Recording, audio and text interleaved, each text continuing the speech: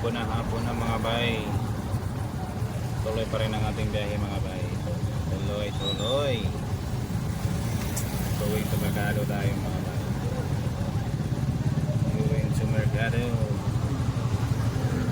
Hapon na hapon. Okay mga bay. Medyo pagod na tayo sa ating biyahe ngayon mga bay. Pagod. Okay mga bay. Tuloy pa. Isang oras na lang. Gagrahe na tayo mga bay.